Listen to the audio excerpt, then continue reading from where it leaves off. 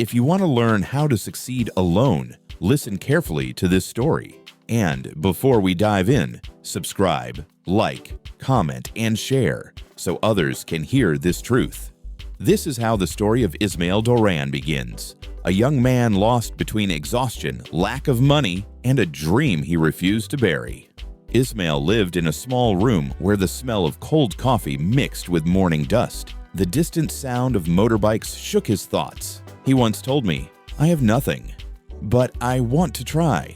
His voice trembled, but his determination never did three. Every morning, the same crushing fatigue weighed on his shoulders. His eyelids burned, his heavy legs protested. Inside, he repeated, "Hold on, just one more step." And still, he moved forward because he understood that energy does not come before the effort. But after it, his first obstacle was silence. The silence of those who didn't believe in him, the silence of his empty phone, the silence of his bank account. He told me, being alone is hard, but staying the same is even harder. So he started with what he had. Nothing but time. He read late into the night, an old lamp casting a yellow glow over wrinkled pages. The squeaking fan marked the rhythm of his concentration. Every paragraph was a stone to rebuild his mind. One evening, the exhaustion became too heavy. He rested his head on the table and let a long breath escape his chest. In the darkness, a thought emerged. Why continue?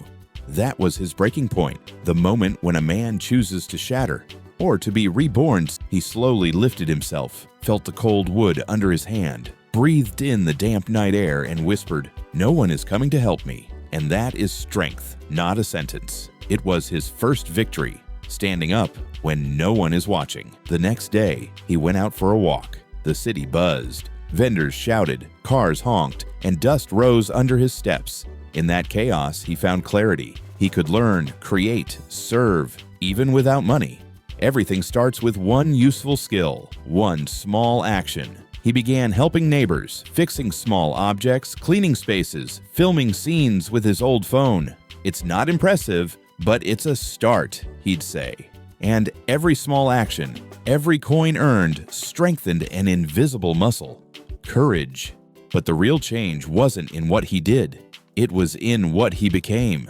One morning, facing his cracked mirror, he saw a different gaze, less doubt, more presence. He realized that discipline is not a prison, it's a quiet promise. The revelation came on a rainy night. The roof echoed under falling drops, the air smelled of wet earth. He was still working.